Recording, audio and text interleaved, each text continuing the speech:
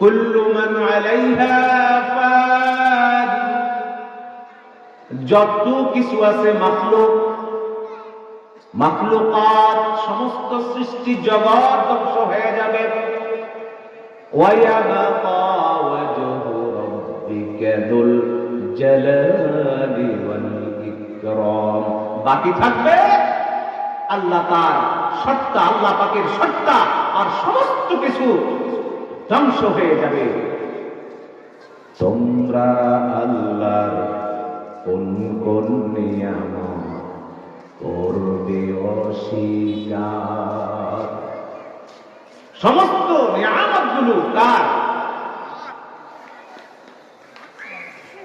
সেই আল্লাহ তাআলা। আহাল আমরা, আল্লাহর প্রতিবেশী আমরা। কিয়ামতের ময়দানে আল্লাহ ডাক দিয়ে বলবে, আইনা জিরানি, আমার প্রতিবেশীরা কোথায়? আমার আহাল আয়াল কোথায়? সাহাবায়ে কেরাম রাদিয়াল্লাহু তাআলা আজমাইন প্রশ্ন করলেন, ইয়া রাসূলুল্লাহ, ইয়া হাবিবাল্লাহ, আল্লাহর প্রতিবেশী কারা? আল্লাহ নবী উত্তর দিলেন, উম্মারুল মাসাজিদ, যারা মসজিদকে আবাদ করে আল্লাহর প্রতিবেশী হলো তারা। যারা মসজিদকে আবাদ করে, মসজিদকে যারা আবাদ করেছে তারাই হলো আল্লাহর প্রতিবেশী। আবার আল্লাহ রাব্বুল আলামিনের আহাল আয়াল হলেন কারা? যারা কোরআনের পক্ষের লোক, আহলুল্লাহ, যারা আল্লাহর আহাল তারাই হলো আহলুল্লাহ। বলি সুবহানাল্লাহ।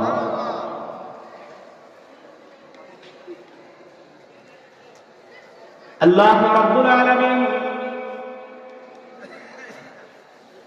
এই জগৎ সমূহ সৃষ্টি করেছেন।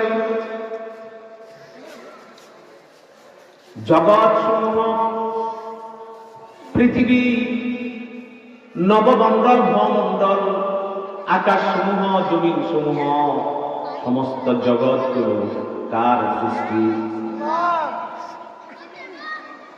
এই জন্য প্রশংসা করতে হবে কার?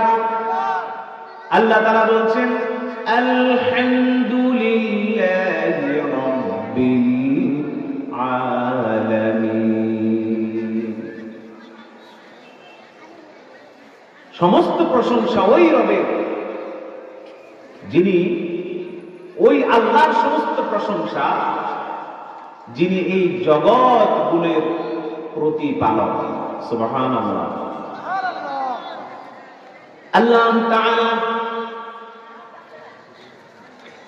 আমরা যেমন একটা রব্বুল বাইত, একটা পরিবারের প্রধান, পরিবারের প্রধান হিসাবে এক পরিবারের বড় ছেলে থাকে, ছোট ছেলে থাকে, সন্তানেরা থাকে। ওই একটি পরিবারের নেতৃস্থানীয় দায়িত্ব দিয়ে রাই, তিনি বলেন প্রধান।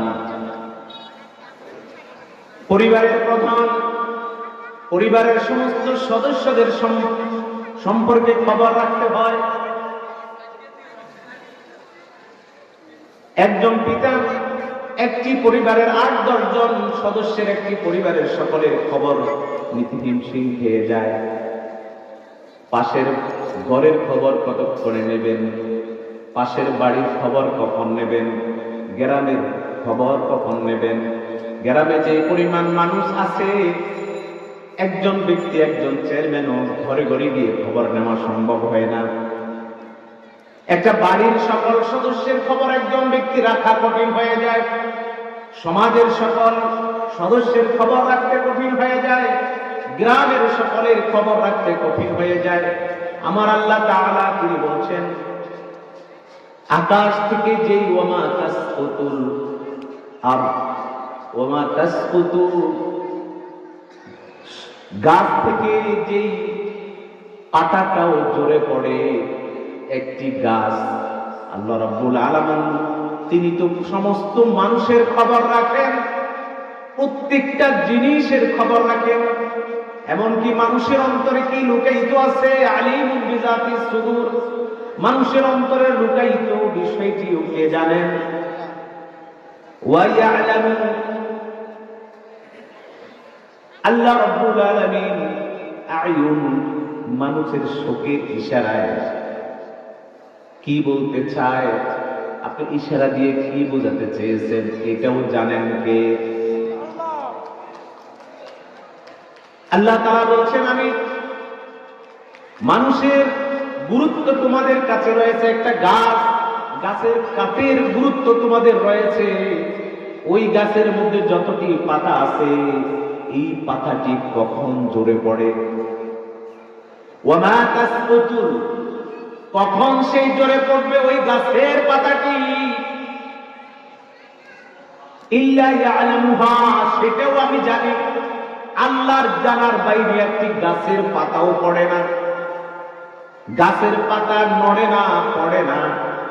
একটু চিন্তা করেন, আমার আল্লাহ কোন জায়গায় খবর রাখেন, কিভাবে খবর রাখেন?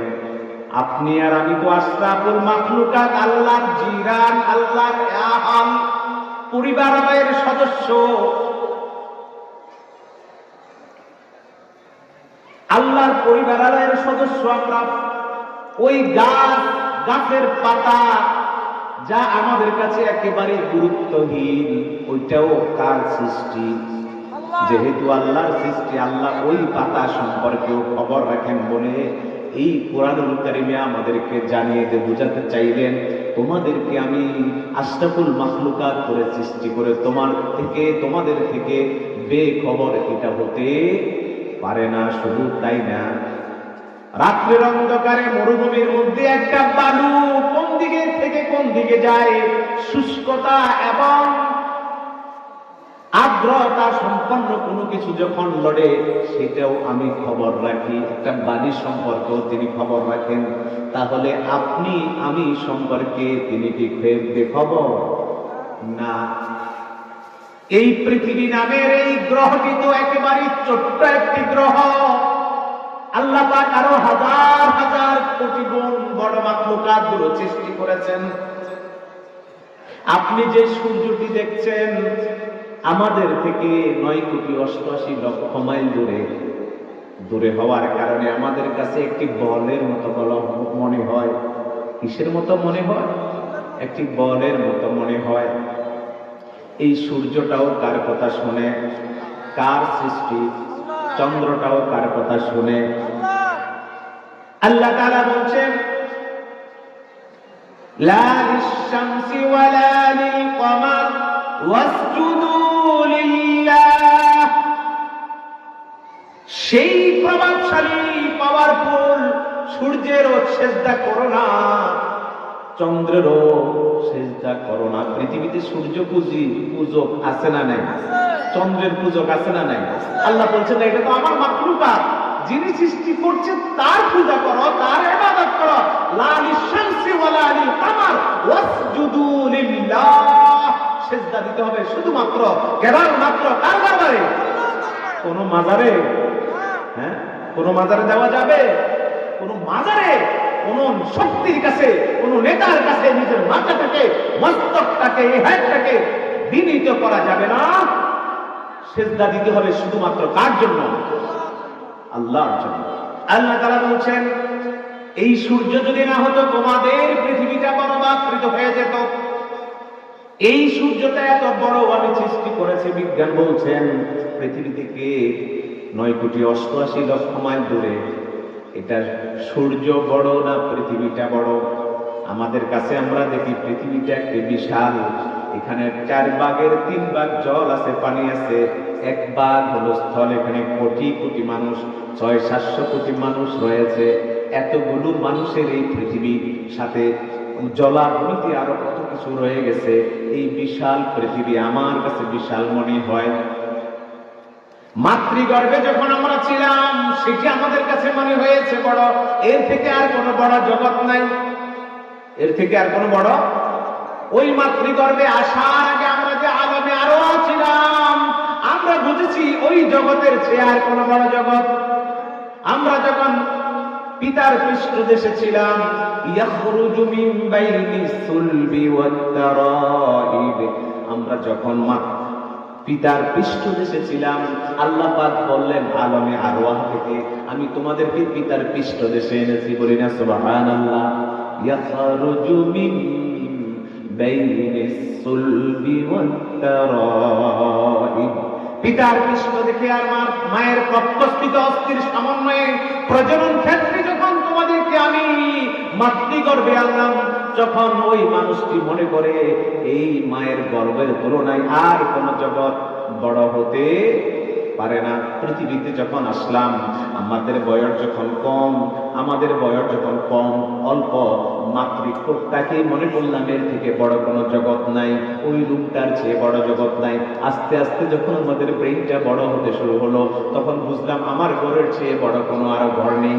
এরপরে দেখলাম আমার বাড়ির চেয়ে কোনো বড় জগৎ নাই। এরপরে আমার সমাজের চেয়ে আর কোনো বড় জগৎ নাই। এরপরে গ্রামের চেয়ে কোনো বড় জগৎ নাই। এরপরে ইউনিয়ন। এভাবে দেখতে দেখতে দেখলাম আমার বাংলাদেশের তুলনায় আর কোনো দেশে নাই। এরপরে যখন বিশ্ব সম্পর্কে জানা হলো, তখন আমাদের বেইনে আসলো এই বাংলাদেশ সারা পৃথিবীর তুলনায় আর কোন জগৎ বড় নাই। কথা ঠিক কিনা? আমাদের জ্ঞানের গভীরতা যতটুকু, আমরা ততটুকু সীমানার মধ্যে অভিজ্ঞতায় আমরা ফয়সালা দিয়ে দিই, সিদ্ধান্ত নিয়ে নিই এর থেকে বড় কোনো জগৎ আর হতে পারে না। কিন্তু গবেষণায় এমন দেখা যায় আমরা যেই জগতে আছি, আপনাদের যেখানে বাড়ি আছে, যেই অবস্থানে আপনার চৌধুরী পুকুরের যে জামে মসজিদটা, বিশ্ব মানচিত্রে খুঁজলে কি পাওয়া যাবে? বিশ্ব মানচিত্রে নাই। এই জন্য কি এটার অস্তিত্ব অস্বীকার করা যাবে? এরপরে এই গ্রামটা কি বিশ্ব মানচিত্রে খুঁজে পাওয়া যাবে? এরপরে কি আমাদের ফেনী জেলাটা কি বিশ্ব মানচিত্রে খুঁজে পাওয়া যাবে? সর্বশেষ দেখা গেল আমাদের বাংলাদেশটা বিশ্ব মানচিত্রে এত ছোট যে আমাদের বাংলাদেশটাও খুঁজে পাওয়া যায় না। কথা ঠিক কিনা? আল্লাহ রাব্বুল আলামিন আমাদের এই বাংলাদেশ এই পৃথিবীতে যত দেশ আছে সমস্ত দেশগুলো নিয়ে যে পৃথিবী গঠিত, জলাশয় আর এই স্থলভূমি নিয়ে, এটাকে যখন আপনি ভিন্ন জগৎ থেকে দেখবেন, তখন দেখা যাবে বিশ্ব মানচিত্র নয়, আল্লাহর যত জগৎ আছে ওই জগতের মধ্যে বাংলাদেশটাকেই খুঁজে পাওয়া যায় না। যেমন আপনার বাড়িটাকে বাংলাদেশের মানচিত্রে খুঁজে পাওয়া যায় না, যদিও আছে, তেমনি ভাবে বাংলাদেশটাকে এই নয়, সারা পৃথিবীটাকেও বিশ্ব মানচিত্রে আলামিন আল্লাহর জগতের মধ্যে খুঁজে পাওয়া যায় না। বলি না সুবহানাল্লাহ। এটার উদাহরণ হিসাবে আপনি একটু চিন্তা করেন, আপনি যে সরিষা করেন, সরিষা একটি দুইটি করে আপনার এক মুঠের মধ্যে কয়েক লক্ষ সরিষা আটে না আটে না? একটা সরিষার ভিতরে যদি দূরবীন দিয়ে ছাওয়া হয়, অনুবীক্ষণ যন্ত্র দিয়ে যদি বড় করা হয়, একটির পর একটি অসংখ্য জিনিস, কণা, ক্ষুদ্র কণা ওই সরিষার দানার ভিতরে লুকায়িত আছে না নাই? সারা পৃথিবীর এই মানচিত্রের মধ্যে, অন্য গ্রহ, অন্য জগতের মধ্যে এই পৃথিবীটা দেখলে মঙ্গল গ্রহ থেকে, অন্য গ্রহ থেকে এই পৃথিবীটাকে সরিষার দানার মতো দেখা যায়। কিসের দানার মতো? সরিষার দানার মতো দেখা যায়। যেমনি ভাবে আপনি একটা বস্তার মধ্যে যদি সরিষার দানা ঢুকান, কোটি কোটি সরিষার দানা একটা বস্তার মধ্যে ঢুকানো যায় না? যায় না? তেমনি ভাবে সরিষার দানা সম পরিমাণে পৃথিবীটা, যারা শিক্ষিত সচেতন কথাটা বোঝার চিন্তা করুন, এই সারা পৃথিবীটা মূলত একটা সরিষা দানার মতো। আল্লাহ অন্যান্য জগতের তুলনায়, কথা ঠিক কিনা, অন্যান্য জগতের তুলনায় একটা সরিষার দানা, ওই সরিষার দানা পরিমাণ এই পৃথিবীটাকে যদি একটি পৃথিবী, দুইটি পৃথিবী, তিনটি পৃথিবী, এইভাবে 13 লক্ষ পৃথিবীকে যদি আপনি যোগ করেন, ওই সূর্যের নামের ওই বস্তার মধ্যে 13 লক্ষ পৃথিবী ঢুকে যাবে। আপনি কি মনে করলেন এই পৃথিবীটা? আপনার কাছে কি আছে? কোন জায়গায় আছেন আপনি? এরকম 13 লক্ষ পৃথিবী বস্তার মধ্যে ঢুকাই দিবে কে? আল্লাহু আকবার, আল্লাহু আকবার, ওয়া লিল্লাহি তাকবীর। আপনি জগৎ যত জানবেন তত ঈমান বৃদ্ধি হবে। এজন্য আল্লাহ পাক বলছে, আফালা তা'লামুন, আফালা তা'কিলুন, জ্ঞানীরা তোমাদের জ্ঞানের চক্ষুটা খুলে দাও, ইলম অর্জন করো। কেননা ইন্নামা ইয়াখশাল্লাহ মিন ইবাদিহিল উলামা। মনে রেখো, যতই জানবে আমার উপর তোমার ঈমান ততই বৃদ্ধি পাবে। তুমি না জেনে যত ঈমানদারের ঘোষণা দাও না, মূলত তুমি প্রকৃত ঈমানদার নয়। আমাকে ভয় করতে জানো না, আমাকে ভয় করে যত বেশি জানে যে তত বেশি ভয় করে সে। আল্লাহ পাক বলেছেন, ইন্নামা ইয়াখশাল্লাহ মিন ইবাদিহিল উলামা। আপনাদের মসজিদে যে কারেন্ট আছে, একটি ছেলেকে আপনি যতই বলেন, হ্যাঁ আব্বু এটা ধরিও না, ধরলে তুমি মারা যাবে, এটা মনে রাখছে যে ধরলে মারা যাবে, কিন্তু আপনি দেখেছেন আপনার একটা আত্মীয় কারেন্ট ধরে মারা গেছে, আপনি কারেন্টের তার দেখলে আপনার কলিজা আটকে উঠবে, মৃত্যু যে মারা গেছে তার কথাটা বারবার মনে উঠবে, কথা ঠিক কিনা? কিন্তু যে এটা প্র্যাকটিক্যাল দেখে নাই, তাকে যতই বুঝান এটা ইলমুল ইয়াকিন একটা পর্যায়ে তার হবে, কিন্তু আইনুল ইয়াকিন হকুল ইয়াকিন তার হবে না।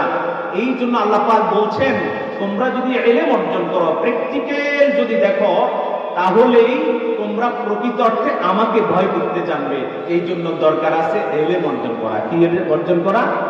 ইলম অর্জন করা। আল্লাহ এই জন্য দার্শনিক বলেন, মান আরাফা নাফসাহু ফাকাদ আরাফা রাব্বাহু। তুমি যদি প্রকৃত অর্থে তোমাকে চিনো, তুমি কে, তুমি কে, যদি তোমাকে তুমি চিনে থাকো, তাহলে তুমি প্রকৃত অর্থে আমাকে চিনতে পারবে, আমাকে চিনতে পারবে। তুমি যদি এই জগৎটাকে বুঝতে পারো, বিজ্ঞান বলে যে 13 লক্ষ পৃথিবী সূর্যের ভিতরে ঢুকে যাবে, ওই বিজ্ঞান যদি প্রকৃত ইমানদার হয়, সেই জয়মানের আল্লাহকে ভয় করে, আমার মতো হাকিম হুজুর কোটি কোটি হাকিম হুজুর তার সমপরিমাণ ইমানদার আমি হতে পারবো না। সেই বিজ্ঞানিক ভাবে সত্যকে বুঝতে পেরে আল্লাহর উপর ঈমান এনেছে, কথা ঠিক কিনা?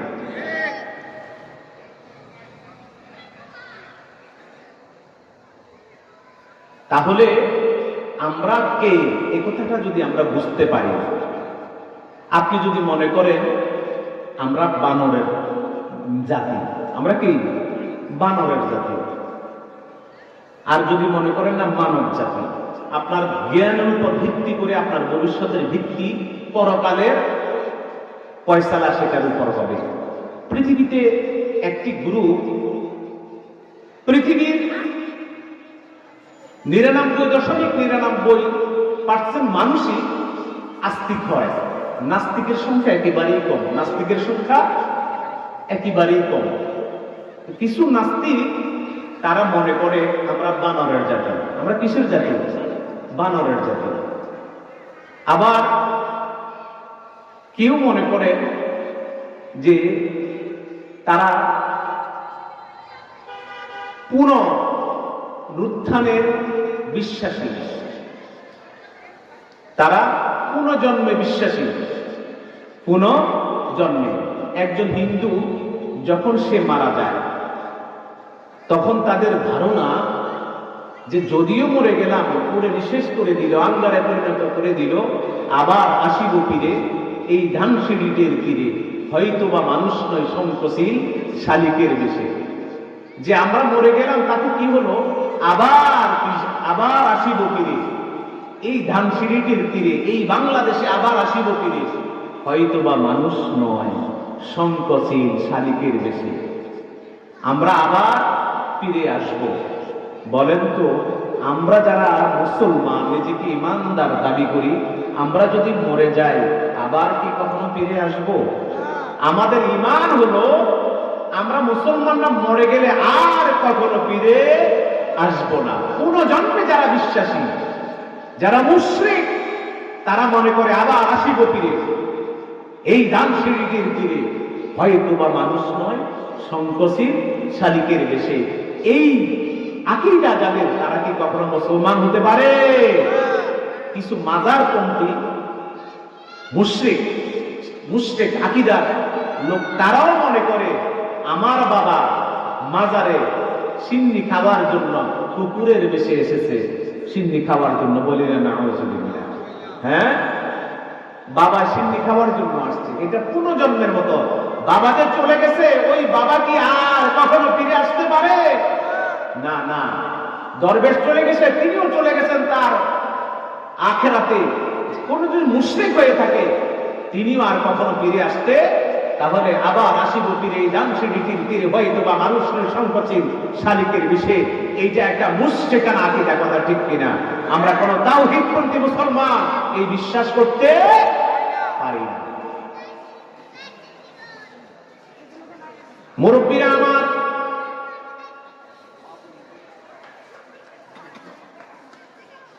আমরা মানব জাতির লেনিন, কার্ল মার্কস, কিছু নাস্তিক আমাদেরকে বিভ্রান্ত করছে, আমাদের এই প্রজন্মকে তারা বিভ্রান্ত করে তাদের ষড়যন্ত্র তারা পাকানোর চেষ্টা করে, কথা ঠিক কিনা? তারা প্রচার করতে চায় যে এই মানুষগুলো মূলত বানরের জাতি। তারা চলমান বাদরগুলোর চেহারার কাছাকাছি মানুষকে উপমা দিতে গিয়ে প্রমাণ করতে চায় যে বানর থেকে পরবর্তী পর্যায়ক্রমে লেজটা পড়ে গিয়েছে, বলি না নাউযুবিল্লাহ। টাকি মাছে পর্যন্ত কখনো শৈল মাছের রূপান্তর হয়েছিল, ফাবদা মাছ কখনো বোয়াল মাছের রূপান্তর হয়েছিল। বানর কিভাবে বিবর্তন হয়ে মানুষের রূপান্তর হলো? এটা একটি কুফরি মতবাদ, কথা ঠিক কিনা? এটা যদিও গ্রামে গঞ্জে এটা বোঝা যায় না। আপনার সন্তানটা যখনই স্কুল জীবন ছেড়ে কলেজে যাবে, ভার্সিটিতে যাবে, তার মগজ দোলাই করা হয় যে তুমি আর আমি মানব জাতি নয়, আমরা বানরের জাতি, কথা ঠিক কিনা? এবং কি গত কয়েক মাস আগে বাংলাদেশে যে শিক্ষা ব্যবস্থা চালু করা হয়েছিল, এরা 6 থেকে কোমলমতি শিশুদেরকে পড়ানো হয়েছে মানুষ বানরের জাতি, বিবর্তন হয়ে মানুষ বানর থেকে মানুষের রূপান্তর হয়েছে। এইরকম নাস্তিকবাদী শিক্ষা ব্যবস্থা এই মুসলমানদের দেশে বাস্তবায়ন করতে চেয়েছিল। আজকের এই মুসলমানদের চোখ খুলেছে, তরুণ নওজওয়ানরা একমত হয়ে লাঠি মেরে তাদেরকে বঙ্গোপসাগরে ওই দাদার দেশে পাঠিয়ে দিয়েছে, কথা ঠিক কিনা? এই বাংলাদেশ হযরত শাহজালালের বাংলাদেশ, তিতুমিরের বাংলাদেশ। এই বাংলাদেশের সূর্য উদিত হয় আযানের ধ্বনির মাধ্যমে, সূর্য অস্ত যায় আযানের মাধ্যমে, তাওহীদের ঘোষণার মাধ্যমে। এই বাংলাদেশে কোন নাস্তিক বেঈমান তাদের এজেন্ডা বাস্তবায়ন করতে পারবে না, কথা ঠিক কিনা? লিল্লাহি তাকবীর। अल्फाज मानी में तफावुत नहीं लेकिन, अल्फाज मानी में तफावुत नहीं लेकिन, मुल्ला की अदान और मुजाहिद की अदान, और मुल्ला की अदान और मुजाहिद की अदान, और रहेगा रुस्म अदा रूह बिलाली न रही, रहेगा रुस्म अदा रूह बिलाली न रही, फलसफा रह गए तलकीन गजाली न रही। लिल्लाहि तकबीर।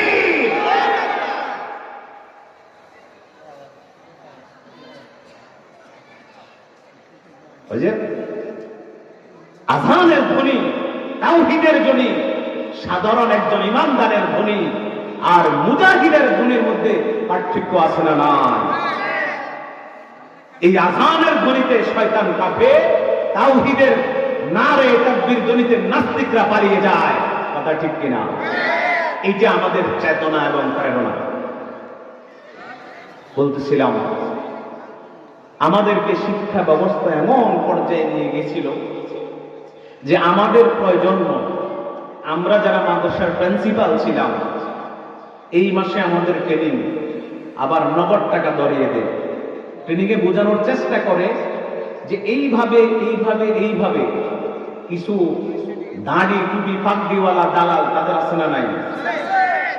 ওদেরকে আমাদের সামনে বোঝানোর চেষ্টা করে এটা ইসলামের সাথে সাংঘর্ষিক নয়। আমরা যখন প্রশ্ন করতাম আমাদেরকে নির্দিষ্ট কানা চোখে তাকিয়ে আমাদেরকে প্রশ্নের পর প্রশ্নে জর্জরিত করে মাঝে মধ্যে আবার হুঙ্কারও চাটত। সারা বাংলাদেশে আলেমগুলোকে, শিক্ষকগুলোকে, স্কুল কলেজ ইউনিভার্সিটির মাসের পর মাস ট্রেনিং দিয়ে তাদের ঈমানটা নিভিয়ে দেওয়ার চেষ্টা করেছিল। কথা ঠিক কিনা?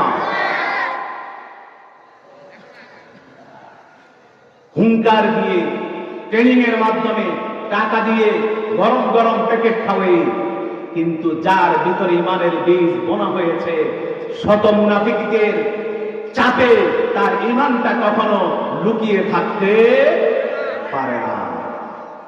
ঢোলের ভাই কাপড় তলে থাকেনি। হ্যাঁ, যার মধ্যে ঢোলে নাই তার কাপড় তলোয়ার কি? যার মধ্যে ঈমানে নাই সেই মুনাফিকরা এইরকম সংকটাপন্ন সময়ে সাগরের ঢেউয়ের তালে তালে তাল মিটাতে গিয়ে মহাসাগরের সমুদ্রে গিয়ে তারা জাহান্নামী হয়ে যায়। কথা ঠিক কিনা? কিন্তু ঈমানদার কখনো তাদের ঈমান বিক্রি করতে পারে না। ভাইরা আমার, আমি বলতেছিলাম আমাদের একটা পরিচয় আছে। আমরা মানব জাতি। কি জাতি? আমরা মানব জাতি, আমরা বানরের জাতি নয়। নিশ্চয় আপনাদের জানা আছে, মুখস্থ আছে আপনাদের দাদার কথা। আপনাদের দাদার কথা আপনার মনে নেই? দেখেন নাই কিন্তু নামও শুনেন কেন? হ্যাঁ, অনেকে বাপ দেখে নেই, এই জন্য বাপের নাম শুনে নেই। পিতার নামের জায়গা পর্যন্ত কারোর নাম লেখা যায় যাচ্ছেন, এটা হারাম। মায়ের নামের জায়গা মায়ে লিখতে হবে, পিতার জায়গা ফিতেই লিখতে হবে। আমাদের আদি পিতার নাম কি বলত? হযরত আদম আলাইহিস সালাম। আল্লাহু আকবার বলেন না, আল্লাহু আকবার। আমাদের মার নাম কি? হাওয়া আলাইহিস সালাম। আলী রাদিয়াল্লাহু তাআলা বলেন, আন-নাসু মিন জিহাতি তিমসাল ওয়া আবুহুম আদম ওয়া উম্মুহুম হাওয়া। ও মানব জাতি, মনে রেখো, সৃষ্টিগতভাবে তোমরা সকলেই সমান। তোমাদের পিতা আদম, মাতা হাওয়া। সুবহানাল্লাহ বলেন। তিরমিজি শরীফে এসেছে, মুসলিম শরীফের এক বর্ণনায় এতটুকু এসেছে, লাম্মা খালাকাল্লাহু আদামা বিয়াদিহি, আল্লাহ রাব্বুল আলামিন আমাদের পিতা আদম আলাইহিস সালামকে নিজ হাতে সৃষ্টি করেছেন। নিজ হাতে সমস্ত মাখলুকাত তিনি কোন বলেছেন, ফায়াকুন হয়ে গেছে। আল্লাহ পাক বলেছে হয়ে যাও, হওয়ার কার্যক্রম শুরু হয়েছে। ফায়াকুন প্রত্যেকটা জিনিস।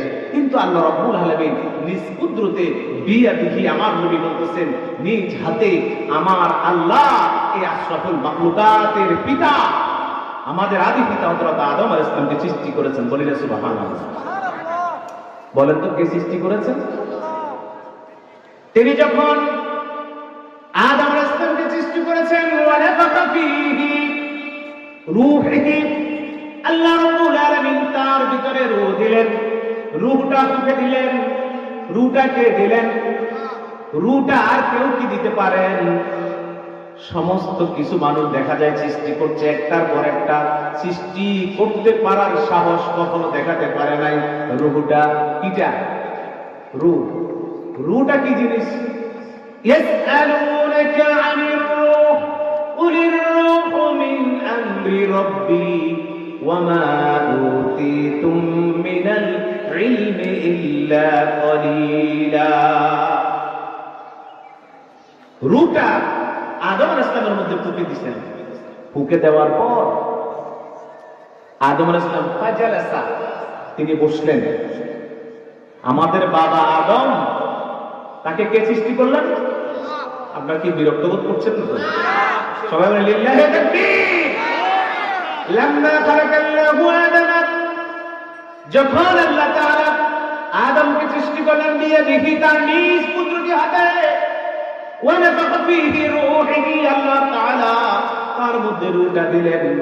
আদম, আমাদের বাবা আদম ফাজালাসা, তিনি বসে গেলেন। রু দেওয়ার সাথে সাথে কি করলেন বলেন, সবাই বলেন কি করলেন? বসে গেলেন। ফাআতাসা, তিনি হাসি দিলেন। রু আসার পরে বসে তিনি কি দিলেন? হাসি দিলেন। হাসি বুঝেন তো? হাসি, এটা দিলেন আগে। এটা দেওয়ার সাথে সাথে ফাহামিদাল্লাহ, তিনি বললেন আলহামদুলিল্লাহ।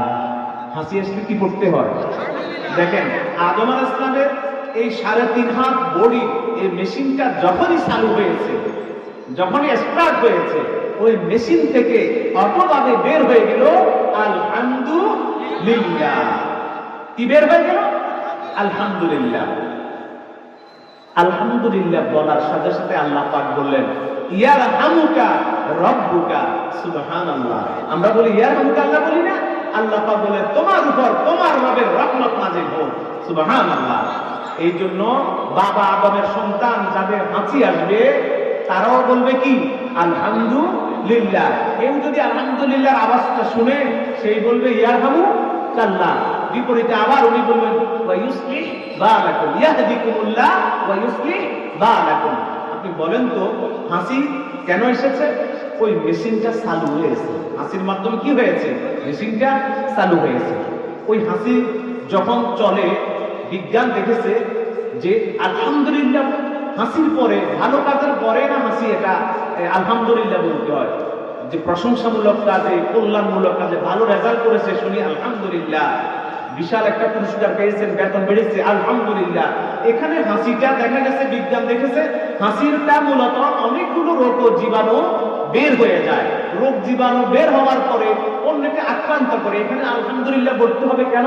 এই জন্যই মুফাসসিররা, মুহাদ্দিসিন, ইসলামী দার্শনিকরা বলেছেন যে যখন মানুষ হাসি দেয়, ওই 1 সেকেন্ডের জন্য হলেও তার চলমান বডির রুহটা, চলমান বডির সচলতাটা 1 সেকেন্ডের জন্য হলেও বন্ধ হয়ে যায়। ওই হাসির মুহূর্তে এটা বন্ধ হয়ে যায়। আল্লাহ পাক যদি আবার স্টার্ট না করতেন তাহলে এটা মৃত ঘোষণা করা হতো। যে আল্লাহ দয়া করে আবার স্টার্ট করলেন, সেই আল্লাহরই প্রশংসা করতে হয়। আলহামদুলিল্লাহ বলি সুবহানাল্লাহ। আবার মানব শরীরে আল্লাহর নবী বলছেন এই হাসিটা আসে আল্লাহর পক্ষ থেকে। কোথায় থেকে?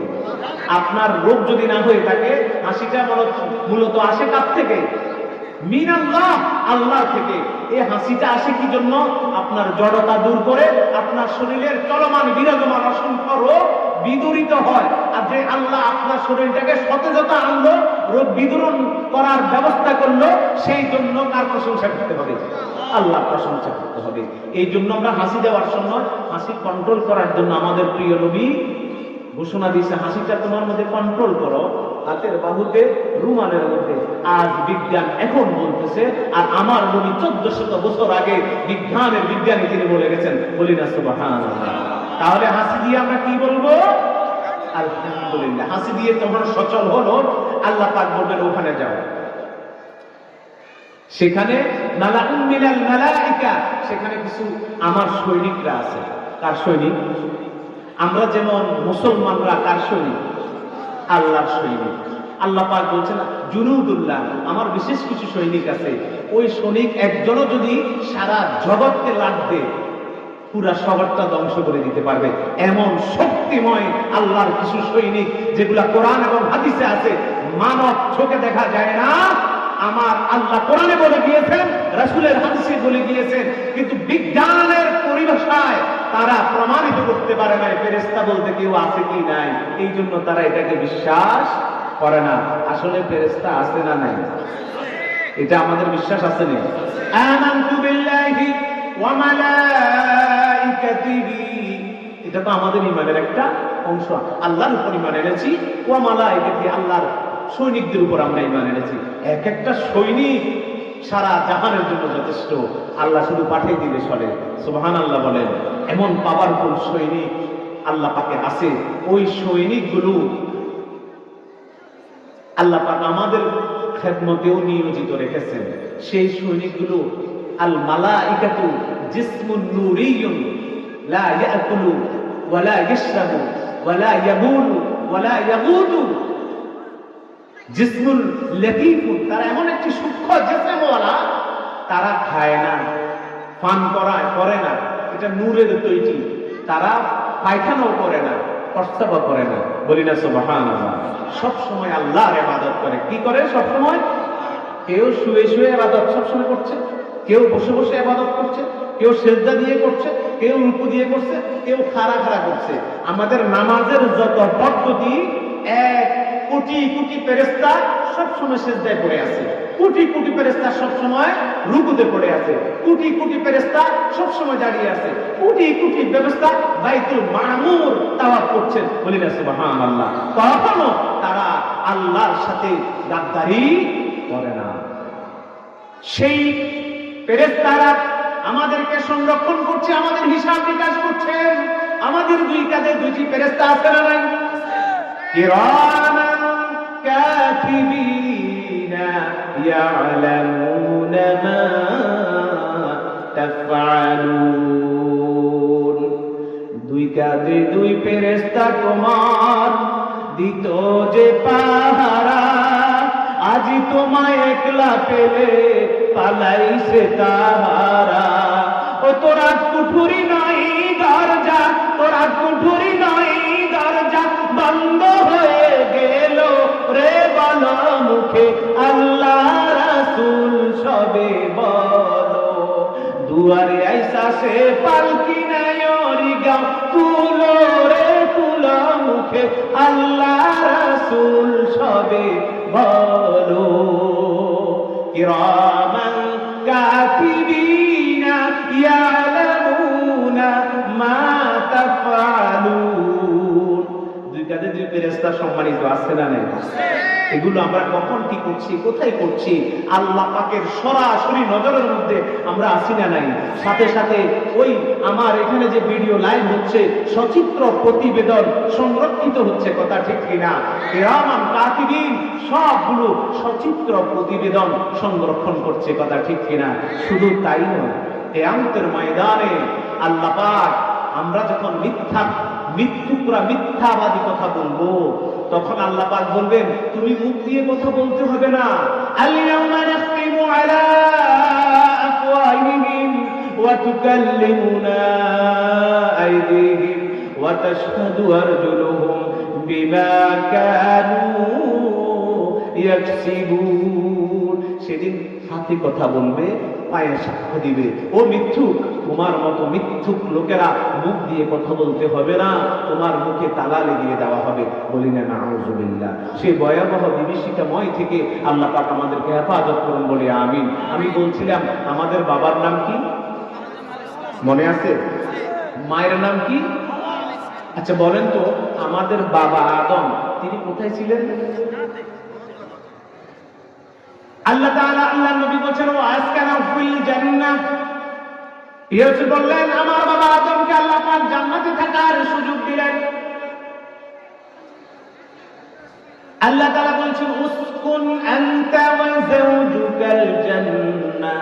ও আদম, তুমি এবং তোমার স্ত্রী জান্নাতে বসবাস করো। উসকুন আনতা ওয়া যাওজুকাল জান্নাতা ওয়া কুলা মিনহা রাগাদান হাইসু শি'তুমা ওয়ালা তাকরাবা হাদিহিশ শাজারাতা ফাতাকুনা মিনাল যালিমিন।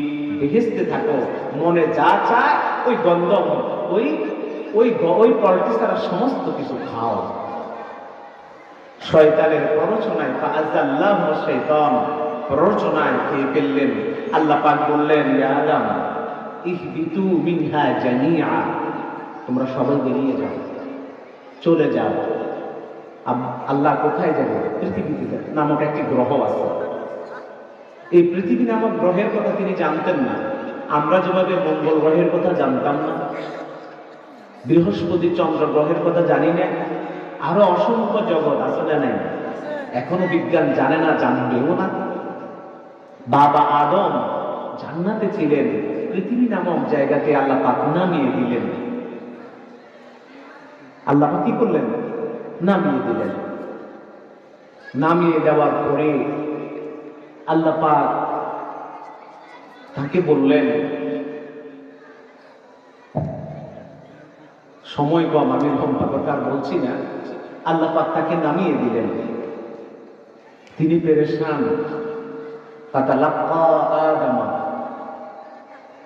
আল্লাহর কাছে তাওবা করছেন, ইস্তেগফার করছেন। আল্লাহ রাব্বুল আলামিন আমাদের বাবা আদমকে নামিয়ে দিলেন শ্রীলঙ্কা একটি পাহাড়ের উপর। মুফাসসিরিন কেরাম ঐতিহাসিক শ্রীলঙ্কার আদম হিল নামের একটি পাহাড় আছে, যেখানে শ্রীলঙ্কার সরকার এটাকে অভিজাত এলাকা, এখানে সংরক্ষিত এলাকা, পৃথিবীর মানুষের দর্শনীয় জায়গা হিসেবে সংরক্ষণ করছে। অসংখ্য মানুষ সেখানে উঠে একটা পায়ের পদচিহ্ন দেখতে পায়। এত বিশাল উঁচুতে কার পদচিহ্ন, কোথায় থেকে আসলো? ইসলাম বলে আমাদের বাবা আদমকে আল্লাহ পাক ওখানেই নামিয়েছেন। তিনি এক পায়ে দাঁড়িয়ে বছরকে পর বছর আল্লাহর কাছে ক্ষমা প্রার্থনা করেছেন। বলি না সুবহানাল্লাহ। তিনি যে দাঁড়িয়ে নিজের শাস্তি নিজেই গ্রহণ করে আল্লাহর ইবাদত করছিলেন, তার পদচিহ্ন এখনো সেখানে সংরক্ষিত আছে। ওই পাহাড়ের নাম আদম হিল। কোথায়? শ্রীলঙ্কা।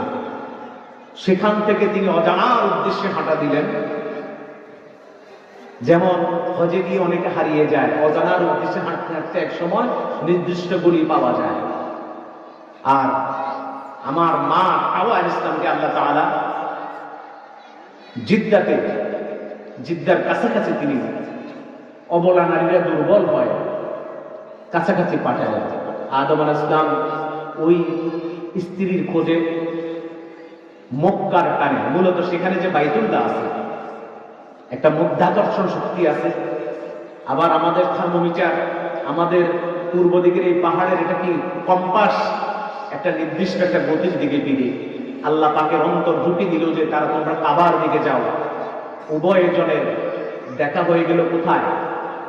আরাফা ময়দানে। কোথায় দেখা হলো? আরাফা ময়দান কেন বলা হয়?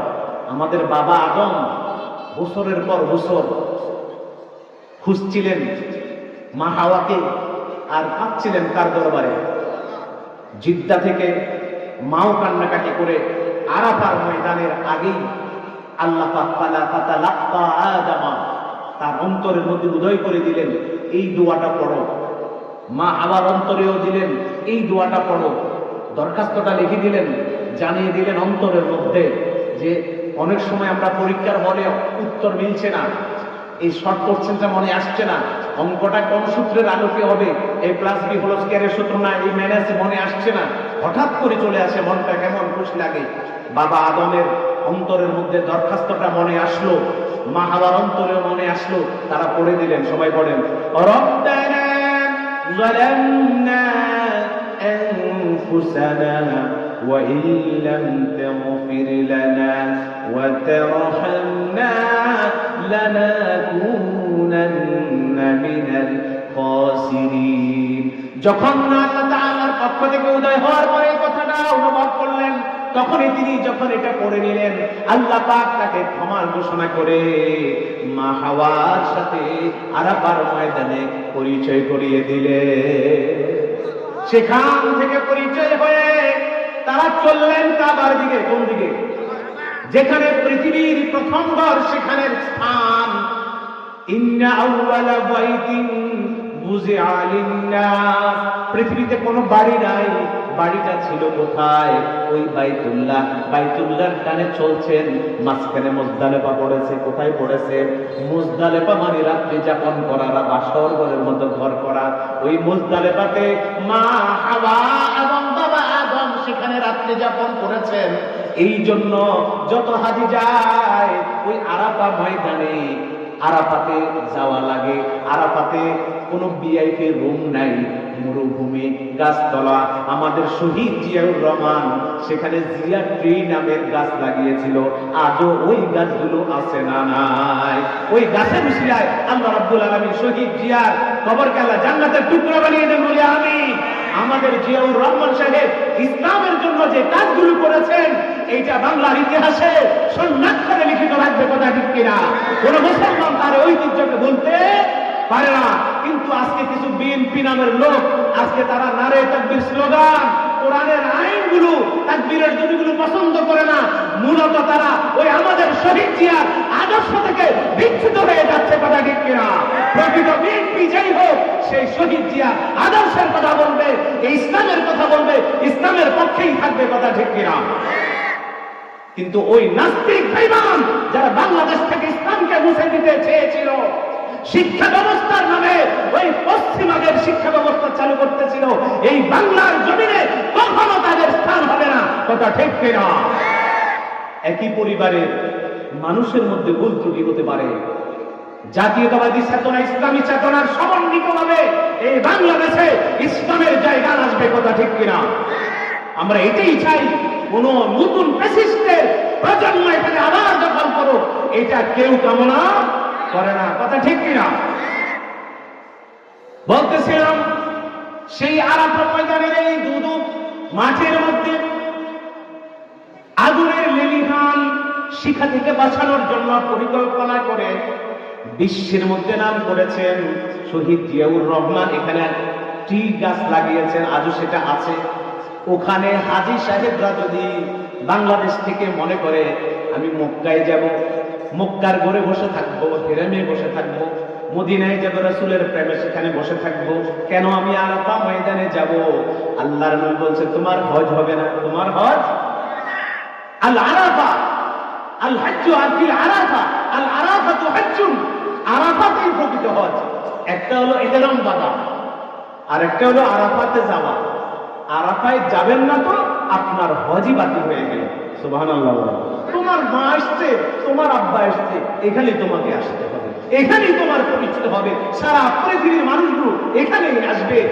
তোমার নিদ্র কালো আর সুন্দর পথের ভিখারি আর কোটিপতি এই আরাফা ময়দানে একত্রিত হয়ে তোমাদের সাথে পরিচয় হবে, একে অপরের সাথে পরিচয় হবে। বলে না সুবহানাল্লাহ। এরপরে তোমাদের মা হাওয়া আর বাবা আদম মুজদালিফায় রাত্রি যাপন করেছে, তোমাদেরকে সেই মুজদালিফায় যেতে হবে, না হলে তোমার হজ হবে না। বলেন না সুবহানাল্লাহ। প্রত্যেকটা ইসলামের আহকামের সাথে অতীত ইতিহাস বিজড়িত আছে না? না, কথা বলেন আছে না নাই?